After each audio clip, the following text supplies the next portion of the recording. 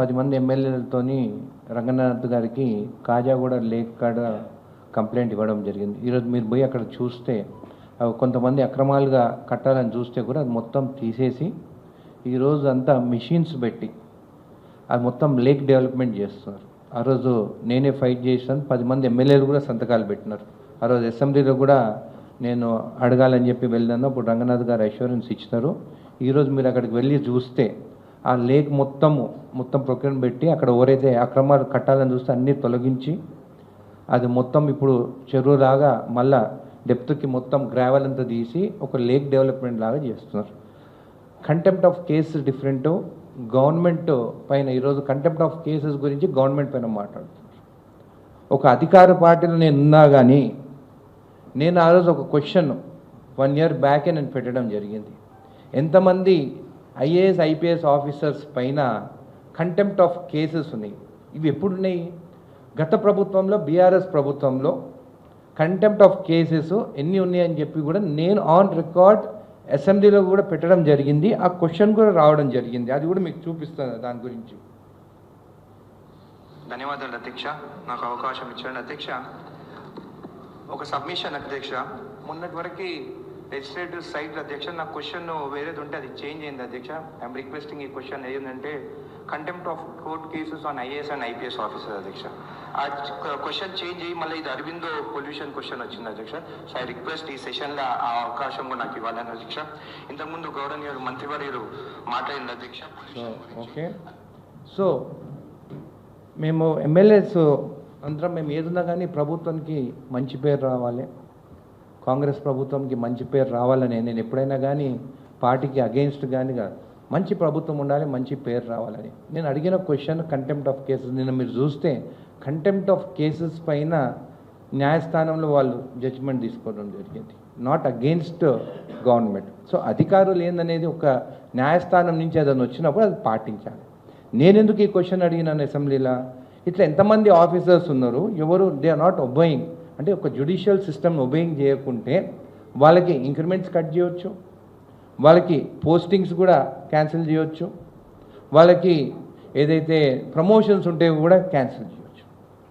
దానికోసమే నేను ఆ క్వశ్చన్ పెట్టడం జరిగింది. నిన్న మీరు చూస్తే కంటెంట్ ఆఫ్ కేస్ మీద దాని మీద జడ్జిమెంట్ ఇవ్వడం. నేను న్యాయస్థానం మీద ఎప్పుడైనా కానీ నేను తప్పు పట్టాను, ఎందుకంటే మనకు దానిపైన నమ్మకం ఉంది. మీరు చూస్తే వంశరామ్ మ్యానెటన్ కూడా నేను కేసు వేస్తాను, అది గవర్నమెంట్ భూమి అని చెప్పి. కానీ 2 సంవత్సరాల 3 సార్లే బెంచ్ మీదకి వచ్చింది, దాని తర్వాత బెంచ్ మీదకి కూడా వస్తుంది. కానీ నేను మాట్లాడలేను, నేను జ్యుడిషియల్ సిస్టమ్ అగేన్స్ట్గా మాట్లాడలేను, కానీ బెంచ్ మీద రాలేదు, నేను ఎవరు చెప్పుకోలేను. నేను ప్రెస్ మీట్ కూడా పెట్టి కూడా వంశరామ్ మ్యానెటన్ ఏమైందని చెప్తే కూడా నేను మాట్లాడలేను, ఎందుకంటే సబ్జుడైజ్ ఉన్నప్పుడు మనం కోర్టు గురించి మాట్లాడము.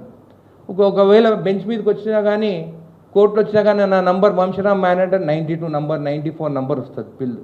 నేనేమన్నాను, మంచిగా చేసిండు, నేను కంప్లైంట్ ఇచ్చినాను, దానిపైన యాక్షన్ తీసుకున్న రంగనాథ్ గారు, ఆ చెరువు ఈరోజు చూడనని చెప్పినాను. కంటెంప్ట్ ఆఫ్ కేసెస్ని మా ప్రభుత్వం పైకి మీరు నెట్టకండి, ఎందుకంటే ఒక ప్రభుత్వంలో ఉన్న ఎమ్మెల్యేగా నేనే కదా అడిగింది క్వశ్చను. బీఆర్ఎస్ పార్టీ వాళ్ళు ఏం చేస్తున్నారు, మన అపోజిషన్ వాళ్ళు, వాళ్ళ హయాంలో ఎన్ని కంటెంప్ట్ ఆఫ్ కేసెస్ ఉన్నాయి అదంతా ఇప్పుడు జడ్జిమెంట్ ఇచ్చినప్పుడు న్యాయస్థానం ప్రకారం న్యాయస్థానం ఏం చెప్పింది అనేది దానికి మనం అప్పీల్ కూడా పోవచ్చు, మనకు ఆప్షన్స్ ఉన్నాయి, అది ప్రభుత్వం నిర్ణయిస్తుంది.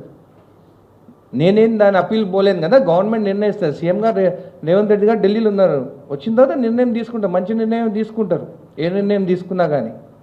ఈరోజు నేను చెప్పేది కంటెంప్ట్ ఆఫ్ కేసెస్ పైన, అఫీషియల్స్ పైన ఖచ్చితంగా కోర్టు నుంచి ఏది వచ్చినా కానీ కూడా అది ఎవరిపైన అయినా కానీ మనము దాని ప్రకారం వెళ్ళాల్సిందే అని చెప్తున్నాను. ఈరోజు నేనేమో చెప్తున్నాను, నేను ఆ రోజు కంప్లైంట్ ఇచ్చినాను, ఆయన దానిపైన పాటించిన రంగనాథ్ గారు ఆ చెరువు ఈరోజు చూడండి అది డెవలప్మెంట్ జరుగుతుంది అని నేను ఆయన కరెక్ట్ పని చేసిందని నేను చెప్తున్నాను. కోర్టు విషయం వేరు, ప్రభుత్వంగా మేము చెప్పిన విషయం వేరు, మేము చెప్పిన దానికి జరుగుతున్నాయి అని చెప్పి నేను తెలియజేస్తున్నాను. కంటెంప్ట్ ఆఫ్ కోర్ట్ అనేది నిజంగా కోర్టు జడ్జి ఏది చెప్పినా కానీ న్యాయస్థానం పైన నమ్మకం ఉన్నది, దాంట్లో మనకు ఆప్షన్ ఉంది. డిస్ట్రిక్ట్ కోర్టులో ఓడిపోతే హైకోర్టుకి పోవచ్చు సింగిల్ బెంచ్కి, సింగిల్ బెంచ్లో ఓడిపోతే డబుల్ బెంచ్కి పోవచ్చు, డబుల్ బెంచ్లో ఓడిపోతే మనకు సుప్రీంకోర్టు కూడా ఉన్నది. సో అల్టిమేట్ సుప్రీంకోర్టు వరకు ఉన్నది ఆప్షన్. కాబట్టి న్యాయస్థానం ఏదైతే మనది ఉన్నదో దాని ప్రకారం పాటించాలి, దానికి మనకు ఆప్షన్స్ ఉన్నాయి, దాని ఆప్షన్ ప్రకారం ముందుకు వెళ్తాము. తర్వాత ఇంకోటి కంటెంప్ట్ ఆఫ్ కోర్ట్ అనేది కేస్ టు కేస్ డిఫర్ అవుతుంది. ఈ సామూహికంగా మొత్తము రాజీనామా పెట్టాలి లేకుంటే ఆయన తొలగించాలి అనేది అసలు నిజంగా కూడా అసమంజసం. ఎందుకంటే ఒక్కొక్క కేసు ఒక్కొక్క డిఫరెంట్ కేసు ఉంటుంది. కొన్ని కేసులలో కంటెంప్ట్ ఆఫ్ కోర్ట్ ఇవ్వచ్చు టైమ్లీ ఇంప్లిమెంట్ చేయకపోయినందుకు. కాకపోతే దాని వెనకాల చాలా సమస్య బ్యాక్గ్రౌండ్ ఉంటుంది, దానికి ఎన్నో కారణాలు ఉంటాయి. కొన్ని కరెక్ట్ టైం లేనందువలన కూడా ఒకవేళ కోర్టుకి సరైన టైంలో మనం అవి సబ్మిట్ చేయకపోతే రికార్డ్స్ అప్పుడు కూడా కంటెంప్ట్ ఆఫ్ కోర్టు చేసే అవకాశం ఉంటుంది. కంటెంప్ట్ ఆఫ్ కోర్టు అనగానే తప్పు చేసి అనడానికి వీల్లేదు.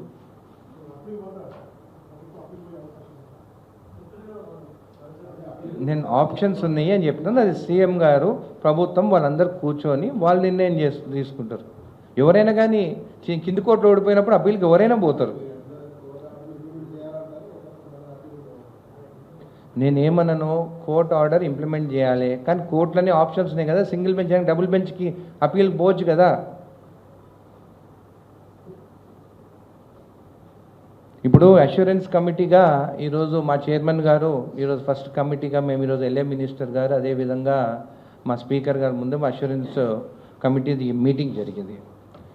అసెంబ్లీలో ఎప్పుడైనా మేము మాట్లాడినప్పుడు మా మా నాయకులు కానీ, మా కాంగ్రెస్ నాయకులు కానీ, అదేవిధంగా మా కాన్స్టిట్యున్సీ ప్రజలు కానీ ఈ ఎమ్మెల్యే మాట్లాడినప్పుడు ఏదైనా మాకు కావాలన్నప్పుడు అష్యూరెన్సెస్ మినిస్టర్స్ వాళ్ళు మాకు అక్కడ అసెంబ్లీలు ఇస్తారు. అంటే నాకు జడ్చర్ల బస్ స్టాండ్ కావాలన్నా కానీ, బస్ డిపో కావాలన్నా కానీ అప్పుడు మినిస్టర్స్ లేచి మాకు నోటెడ్ అని, లేకుంటే మేము ఇస్తామని చెప్పడం జరుగుతుంది. ఈరోజు రూల్ బుక్ ఇవన్నీ మేము కూర్చొని మాట్లాడిన విదిన్ 60 days ఏదైనా మాట్లాడినా కానీ దానికి రిప్లై రావాలి. రిప్లై రాకుంటే మేము డిపార్ట్మెంట్స్తో కూడా మాట్లాడవచ్చు. ఈ మంచి కమిటీ 7 member కమిటీ ఇది. ఖచ్చితంగా ఒక మంచి కమిటీలో నన్ను వేయడం జరిగింది. నేను సీఎం రేవంత్ రెడ్డి గారికి, అదేవిధంగా మా స్పీకర్ గారికి, ఎల్ఏ మినిస్టర్ గారికి ధన్యవాదాలు చెప్తున్నాను. ఒక మంచి కమిటీ చైర్మన్ కూడా సంజీవ్ రెడ్డి గారు ఉన్నారు, మా కొలీగ్స్ కూడా ఉన్నారు, ఆదినారాయణ గారు, అదేవిధంగా రాజేష్ గారు, యాదయ్య గారు, మాజీద్ హుసేన్ గారు, అందరూ ఈ టీంను ఖచ్చితంగా ఏదైతే అసెంబ్లీలో ఏదైతే మినిస్టర్స్ ప్రామిస్ చేస్తారో అవి ఇంప్లిమెంట్ అయ్యేటట్టు మేము ఖచ్చితంగా ఈ కమిటీ మేము వర్క్ చేస్తాము. ప్రభుత్వానికి మంచి పేరు వచ్చేటట్టు మేము పనిచేస్తామని చెప్పి మీకు తెలియజేస్తాం. Thank you. చూసిన మొదటిసారి మారుమూల ఏజెన్సీ ప్రాంతంలో ఆదివాసిగా ఒక మంచి కమిటీలో చేర్చే ఒక ప్రక్రియలో భాగంగా ఈరోజు మీడియా మిత్రుల సమక్షంలో మాట్లాడే అవకాశం ఇచ్చినందుకు ముందుగా సభాపతి వారికి, అదేవిధంగా ఎల్ఏ మినిస్టర్ గారికి ప్రత్యేకంగా, ముఖ్యమంత్రి కూడా ప్రత్యేకంగా ధన్యవాదాలు తెలియజేస్తూ ఉన్నాను.